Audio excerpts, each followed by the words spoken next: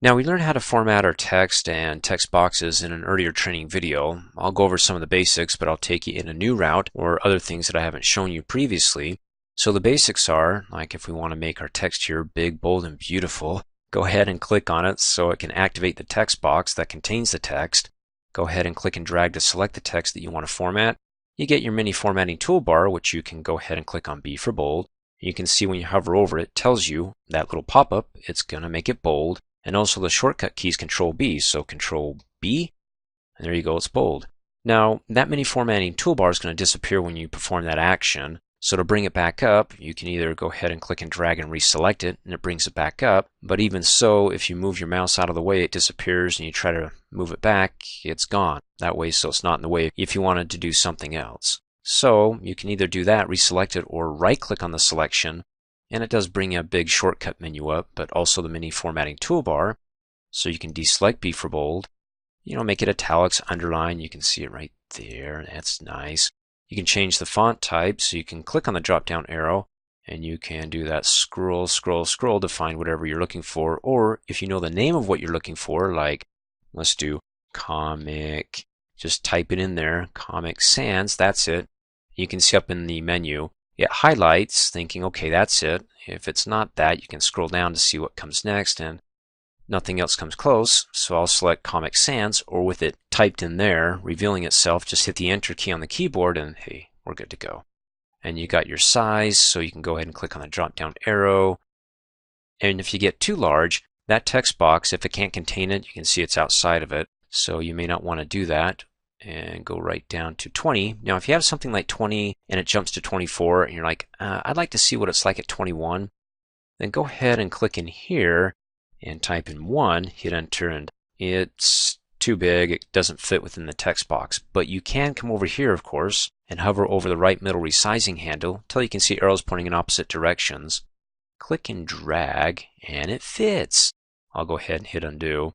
Or if it doesn't work, then, select your text and go back to whatever works for it there. You can also increase and decrease the font. See how it gets smaller down below, and I increase it to get it larger.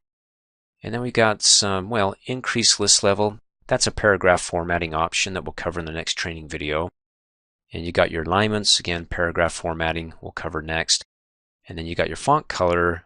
You got the letter A that says, okay, that's your font. It's going to look like a character here, and the red underneath it means that that's the current font color, that if you click on it, it turns it red.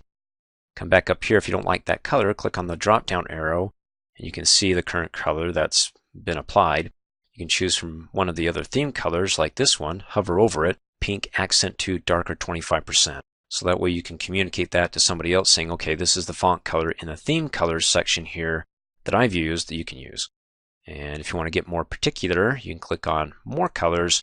And we covered, like I said, this in an earlier training video when it comes to formatting our text and text boxes. So we won't go too far there, except that know that you can right-click and get those options. And then the Format Painter, we'll cover that in just a minute. So you have that. In fact, as a quick reminder, in that earlier training video on the Format tab, Word Art Styles, formatting your text, that all pertains to text, and this is the text box. So we won't do that again. Let's come up here instead and go to the Home tab. And we've got our font group. Instead of the mini formatting toolbar, you can come here and change the font and choose something else like Monotype Corsiva, the size of it. Pretty much the same thing you saw in the mini formatting toolbar except for the shadow and a strike through. In any case, if you don't see what you're looking for here, then go ahead and click on its Expandable Dialog Box button, and these are the more popular commands, and this one shows not only the popular for the most part, but also all the other commands. So when you want to change the font, you can change it there. You want to make it bold, there you go, bold's right there as opposed to just bold right there. And the size, and like I said, other things. The differences here is like additional, like underline style. Here you only get the single underline, but down below you can get, two. Oh, that's a double line. That's nice. You can do that, or you got some effects. The strike through is there. You could check that. And to make it all caps here, superscript makes it a little tiny up above. Subscript is the tiny down below.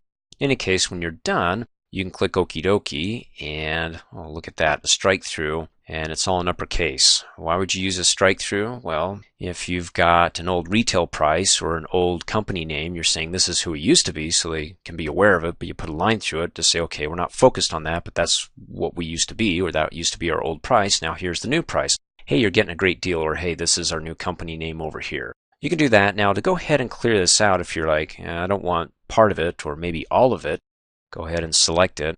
And you can come back up here, and if it's highlighted, deselect it and it gets rid of it, right? Or you can click on the Expandable Dialog Box button and uncheck all caps and click Okie dokie. That works. Let me go ahead and hit undo so we can go back to the way it was.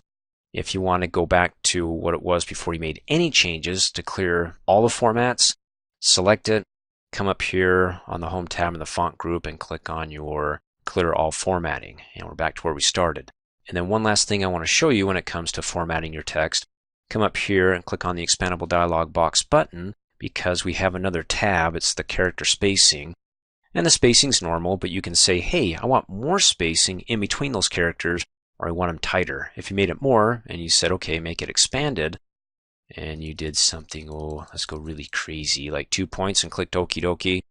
You see how that's expanded so much in between the characters that now I have to click and drag that resizing handle so it all fits there. And we'll keep it as such. If you want to learn more about the character spacing and things like that, and also kerning, you can watch my word training video on formatting text, because PowerPoint is just going to be the jack of all trades. It's about editing text, but the real and true editors in Word. So I'm not going to do a whole training video here about Word, since I already have training videos about how to customize and format your text and do all the special things like kerning. We'll keep it simple here. But I do want to show you some things that I cover in Word that I think will be helpful, so you don't have to watch all of my Word training videos. And that's when you apply some formatting to the text here as we just did. And we'll make it red, and then we'll make it bold. And let's click on that and go back to normal and click Okie dokie. Okay, so once you start applying some formatting here, and maybe make it italics, and let's change the size. We can go a little bit larger here. Okay, so I like this, and I'm thinking I'd like to apply this to formatting, everything on it, the size of it, the, Corbel, maybe we'll change that up here and type in Comic Sans, hit enter. Now see where I had it selected or the cursor flashing, it only did that word. So if I want all of it, I have to select all of it. And there's the mini formatting toolbar, or come up there and, I lost the mini formatting toolbar. I can right click or come up here and type in Comic Sans, and it's outside, so I resize it. In any case, so when I do this and I'm like, okay, I'd like to go ahead and apply this to slide, let's do 2. Maybe to the title here, Office 2016 Training Videos. To apply everything that I had back on slide 1 here, I'd have to remember all the formats. I'd have to remember the font. I'd have to remember if it was italics, click in it and it's bold and italics. Instead of doing it that way, the long way, we can use the Format Painter, which will take a copy of wherever the cursor's at within that text, a copy of it, the formatting that is, everything, and allow us to apply that to on slide 2. So all I have to do is go ahead and click wherever I want to copy the formatting from. If it makes you feel comfortable, you can go ahead and select what you want to copy the formatting from, but it's all the same here, so why waste time selecting? Where you can just put the cursor, in between the characters that has the same format, it'll just pull that formatting from it. And how does it pull it? From the paintbrush. And you can do it up here on the Home tab in the Clipboard group, and there it is, Format Painter. When you hover over it, says, like the look of a particular selection, you can apply that look to other content in the document. And so I'll walk you through that. You can read that, but you can do it there, or you can right-click, and it's in the mini formatting toolbar. Click on Format Painter, and as you move your mouse around, you get that brush, right? So once you click on that and you get the brush, the moment you click, wherever the cursor's at, it actually sucks the formatting, the paint as it were, to the Format Painter. So it's on the brush. Be careful, don't start painting, you'll get formatting all over the place. Instead, we want to go to slide 2, and we want to click and drag to apply that to our Office 2016 training videos like that. Oh, isn't that nice? Now, once I click and drag, the paintbrush disappears. But what if I got more painting to do? Oh, that's annoying. No, I got an answer.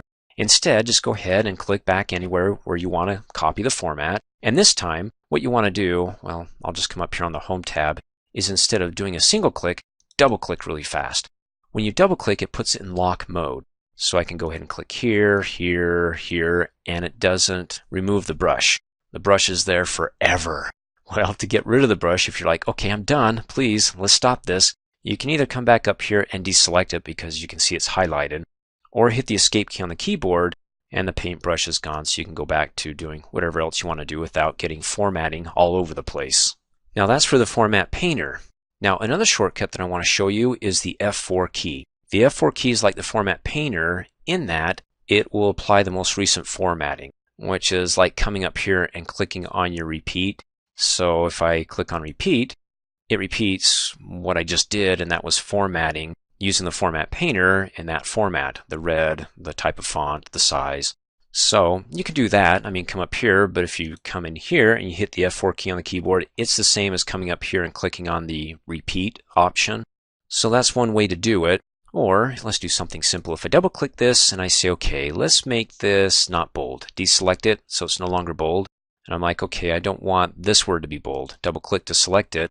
You can just hit the F4 key and it does the most recent formatting adjustment. So if you said make it unbold, it does the unbold. Now if I did a combination of it, let's go to another slide because this is getting kind of mucked up with all my formatting. And I said, okay, let's select that. And let's make it, well, let's do something in addition to it. Let's choose a nice color, like let's do that pink accent to darker 25%. And let's also change it from Times New Roman. Let me click in here and actually double click, triple click to select everything within there and do mono, do something just really different. There's monotype Corsiva, hit enter. Okay, so it's a different type of font. Let's get rid of the italics. Looks like it didn't make a difference here. And let's make the size, again, I'm just trying to really make something different.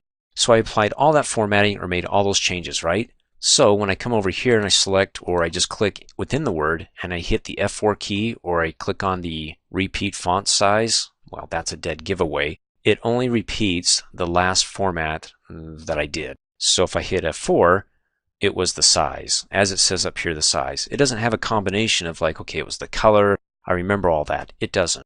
So what you can do to get around that, if you want to apply it, all the changes that you made here, if you can remember it all, instead of doing it outside of the dialog box here, like either up here in the font group or when you right click and bring up the mini formatting toolbar, what you can do, let me select some text here.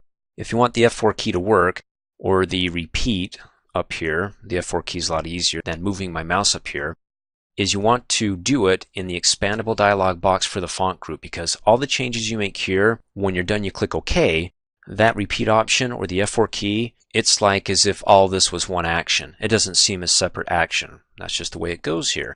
So if I want to change the size, let's just go something really crazy like small, 10. And the font here, let's do Arial. And then hit the tab key. And let's do a strike through. So we got some things that we'll see that's quite different. The font color, we got to have something that kind of pops out, but not, let's see, let's do teal accent 6 slider 40%. So we made all these changes, all these different types of formatting, okay? Click okie dokie, and there, I don't know if you can see it's so tiny. In any case, if I select all this down below and I hit the F4 key on the keyboard, or I come up here and click on the repeat, it says it's going to repeat the character style, but when I click on it, it does everything. And that's the same thing as if you use the shortcut key F4. It remembers everything that you did in that expandable dialog box button, or in that window there, when it expanded from this group. So if you want to use the Format Painter and just click in here and click on the brush, great. But if you want to be able to have it record everything that you did, so you don't have to use the Format Painter, then do it within the expandable window here from that group and make all your changes there. And then you can go ahead and click on the repeat or hit the F4 key and go from slide to slide to keep applying that crazy format, which doesn't work for me, but it's so tiny. So if I just go ahead and select it and come up here and say clear all, well, it even cleared what I had previously. So don't get too far that you can't back out by hitting your undo arrows here. Undo it. There we go, and I'll just undo everything, but I won't walk you through that. You don't need to see that. Thanks for watching. Hey, as a quick reminder, if you like my video, please give it a thumbs up. You can also click on me and subscribe to my channel to get notified of the latest videos. And for great specials on my products, please see the description below this video.